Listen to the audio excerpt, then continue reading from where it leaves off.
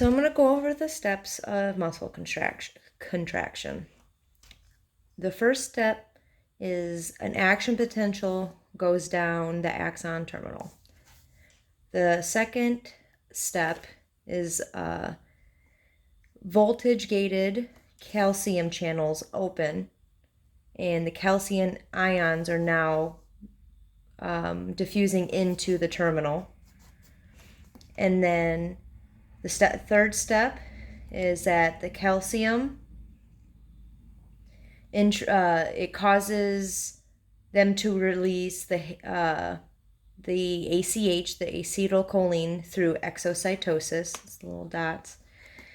And then step 4, the ACH diffuses across the synaptic cleft, and it binds to the receptors, the little guys right there. And then they have ligand-gated channels, and then they open. So that's step 5. And then sodium enter the muscle fiber, and then potassium leaves. And those are also voltage gated, which causes the membrane, the sarcolemma, to become less negative.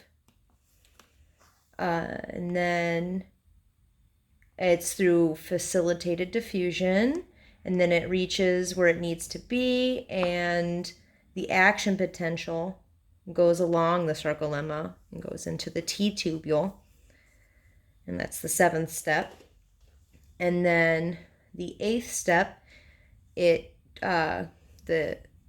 sarcoplasmic reticulum holds the calcium, and it triggers the release of the calcium from the sarcoplasmic reticulum.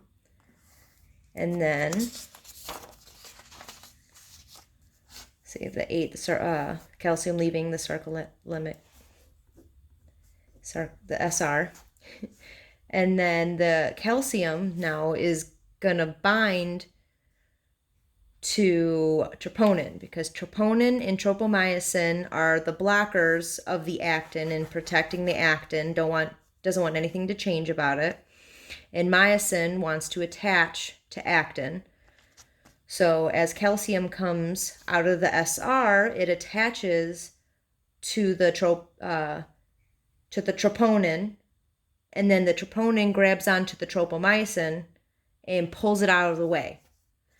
And then, so that's step 9. Then 10, since it moved it out of the way and changed its shape, the myosin heads can now attach.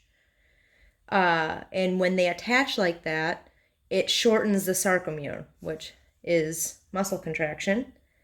And then to get rid of the ACH, it is eventually diffused away, or it is broken down by acetylcholine esterase. And when it's broken down into that, it is broken down into acetic acid and choline, which go back up into the axon terminal. One of the things that can inhibit this process is botulism.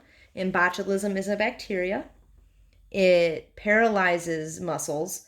And what that means is it blocks the ACH from being released, so the muscle doesn't contract. It just stays relaxed. It inhibits the ACH from even being released. So it stops that. I hope that was good.